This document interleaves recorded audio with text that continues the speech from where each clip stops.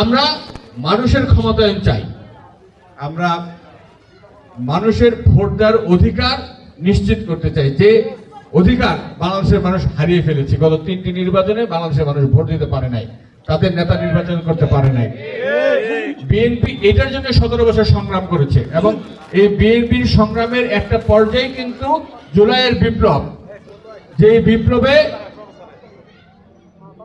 সকল দল অংশগ্রহণ করেছে। এখানে ছাত্ররা একটা ঐতিহাসিক ভূমিকা পালন করেছে, বিএনপি সহ সকল গণতান্ত্রিক রাজনৈতিক দলগুলো সেখানে ভূমিকা রেখেছে। বিএনপির এখানে কিন্তু প্রায় 5 শতাধিক মানুষ এখানে মারা গিয়েছে, শহীদ হয়েছে, ছাত্রদল থেকে শুরু করে সকল জায়গায়।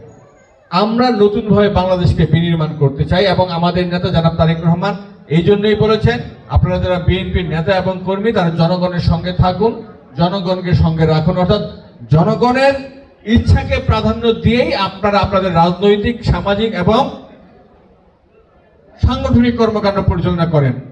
আর তাই আমরা অনেক বেশি নিজেদেরকে সচেতন রাখার চেষ্টা করছি যেন জনগণের পালসকে বুকে ধারণ করে আমরা আমাদের রাজনীতিটা এগিয়ে নিতে পারি।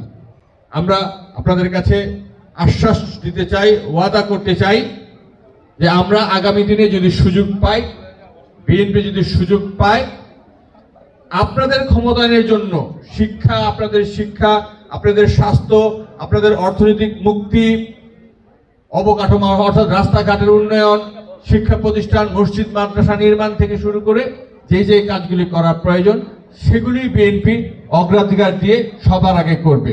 বেকার সমস্যার সমাধানে বিএনপি বলেছে যে আমাদের প্রথম 1 বছরের টার্গেটই হবে যত বেশি পারা যায় বেকারদেরকে চাকরিরত করা, বিদেশে আরো বেশি লোক কিভাবে পাঠানো যায় সে বিষয়ে আমাদের উদ্যোগ থাকবে এবং মা বোনরা যেন পড়াশোনার পরে ওনারা যেন চাকরি অথবা উদ্যোক্তা হিসাবে নিজেদেরকে তৈরি করতে পারে সে ব্যাপারে আমাদের কর্মসূচি থাকবে।